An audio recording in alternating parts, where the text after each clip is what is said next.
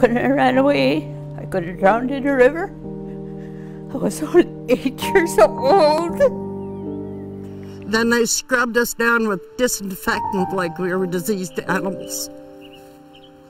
I'm a Canadian, and I always thought Canada was the greatest country in the world.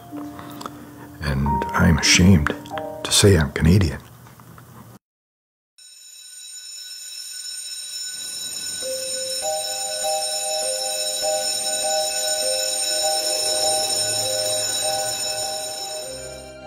今天要跟大家讲述一段历史，所有听过的人都会感到无比的震惊。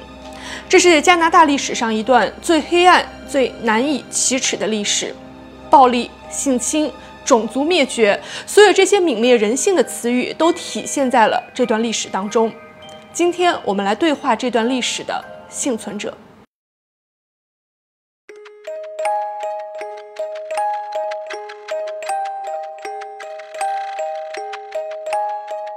My name is Bruce Allen. I belong to the Sioux clan, the Beaver clan. I started when I was 6 years old, and I was bussed in every day, so it's a different experience. But I have a grandmother who started Lee Jack in 1922 and left there in 1928. And my father attended Lee Jack from 1942 to 1949, and then went on to the Kamloops Indian Residential School. 3 generations. 3 generations. What's your strongest memory about residential school? The violence, the physical violence from staff, that's the priests and nuns, and the other students on us, because we got to go home every day, so they picked on us quite a bit. And but because we were day scholars, we were bussed in every day. That didn't shield us from the physical and sexual abuse that went on at the school. Quite a number of our people were subjected to the sexual abuse as well. Like you did something wrong or what? You didn't even have. You just had to be at the wrong place at the wrong time sometimes, and you got a conveyor belt strap about this, I don't know, about this long, and on both arms and both hands, sometimes up to 25 on each hand, until you started to cry. So the whole goal of the staff members was to make you cry. Since your dad and your grandparents, they all went to residential school, what did they tell you about it? My dad never said anything. He never shared any of his experiences, but he showed it. He drank a lot, and he was a chain smoker, and he was physically violent with my mother. My mother had to separate and leave him when I was 7 years old. My younger brother was 1 year old. So if she didn't leave, the violence was escalating, so eventually I think she would have died from being beaten by him. 上个月，加拿大不列颠哥伦比亚省坎卢普斯市一所原住民寄宿学校旧址地下惊现215具儿童遗骸，事件震惊加拿大全国。原住民寄宿学校制度源于1857年的渐进文明法案。法案要求原住民学习读写英语和法语，并放弃他们的传统姓氏，改用政府批准的姓氏。加拿大联邦政府试图用这种方式强制同化原住民。从19世纪40年代到20世纪90年代，至少有15万原住民儿童被强制送到寄宿学校，在此期间造成了几千甚至数万儿童死亡。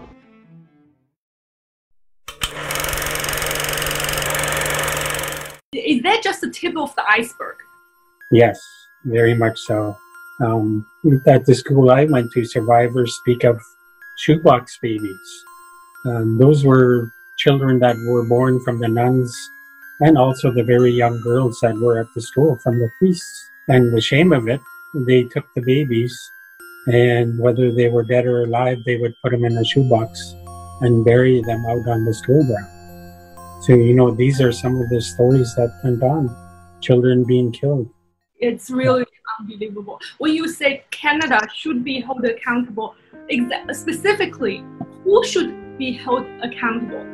Take a look at the United Nations definition of genocide. How many of those conditions apply to what Canada has done to the Indigenous people?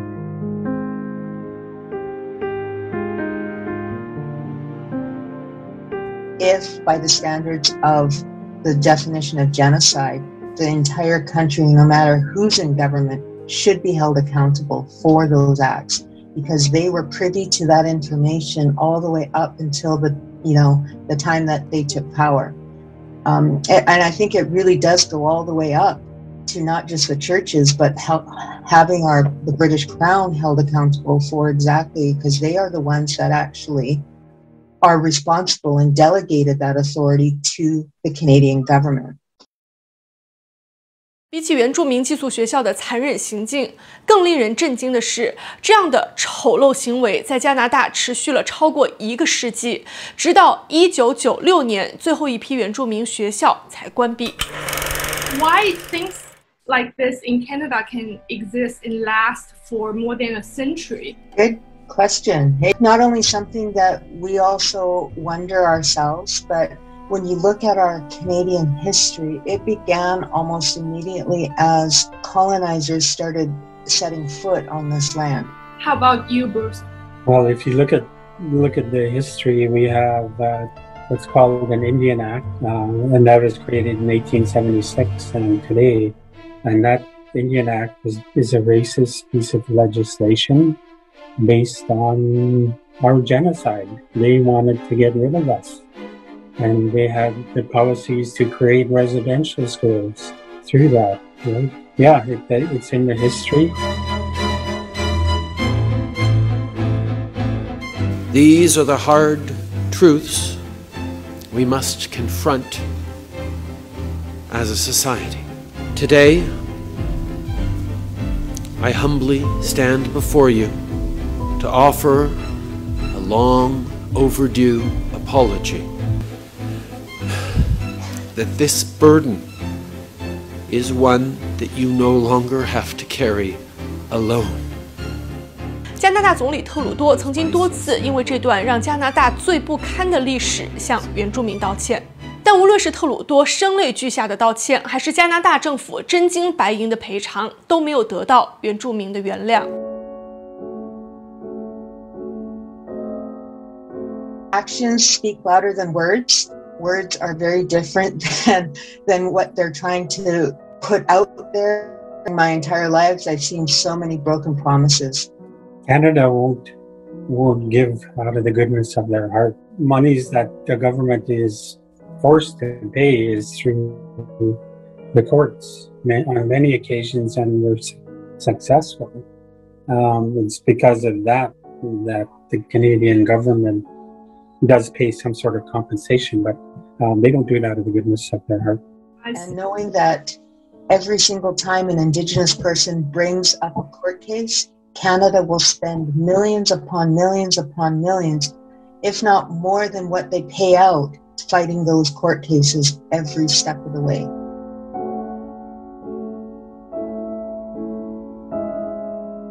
For many Canadians, Canada is the greatest country in the world, and it has the highest standard of human rights.